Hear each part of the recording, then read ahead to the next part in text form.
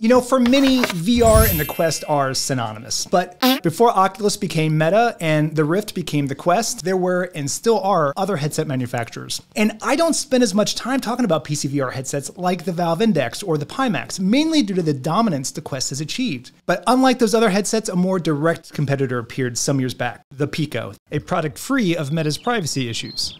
This is amazing, right? This is your chance to do mobile VR without all those privacy concerns. No more targeted ads or onerous terms of service. This is your opportunity to shed the chains of your privacy oppressors. Well, I'm afraid I have some bad news. As of August 2021, Pico is now owned by ByteDance, the owner of TikTok. Yes, that TikTok. And this TikTok. And most importantly, this TikTok. Well, like so many things over the past couple years, let's just sweep it all under the rug. Pretend like nothing ever happened and everything is fine. It's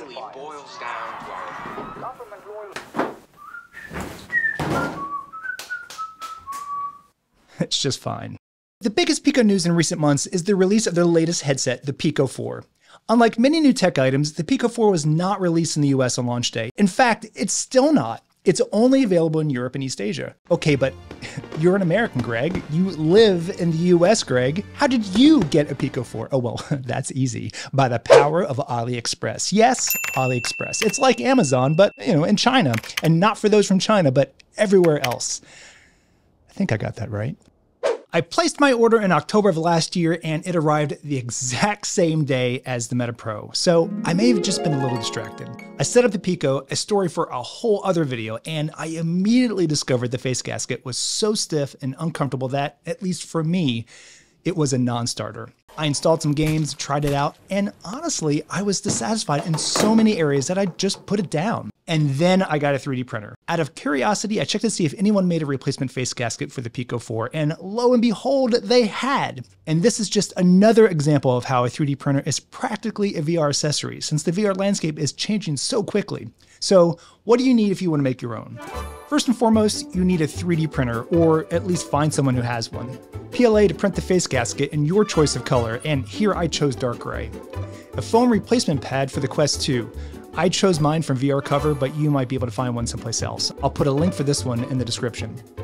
Super glue, 6x3mm refrigerator magnets, and lastly, Velcro with the sticky back. Okay, so here's what you do. First and foremost, obviously, you have to print the face gasket, and for this particular print, I chose supports.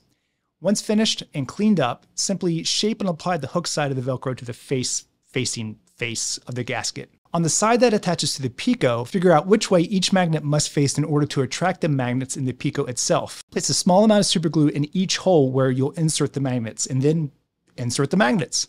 Finally, attach the VR Cover foam replacement pad to the inside of the gasket, and that's it. Now, if you wish, you can print these small pins which help to better align the gasket with the Pico, but honestly, I found the magnets did the job just fine. So after all this work, how does it feel? Well, honestly, it's night and day. This new gasket and pad are immensely more comfortable, and I found it keeps out way more light than the standard gasket. So if you have a Pico and access to a 3D printer, and I suspect that Venn diagram overlaps a good bit, then I highly suggest printing this replacement gasket. It's made all the difference for me, to the point that I actually now use the Pico. Now, if I can just get my 3D printer to fix the Pico interface as well. So are you considering purchasing the Quest Pro controllers for your Quest 2? Are you uncertain as to how they'll work, if at all? Well, click this video to see the success that I had, or perhaps didn't have, and find out whether they're really worth your hard-earned cash. Leave a comment, consider subscribing. Thanks for watching.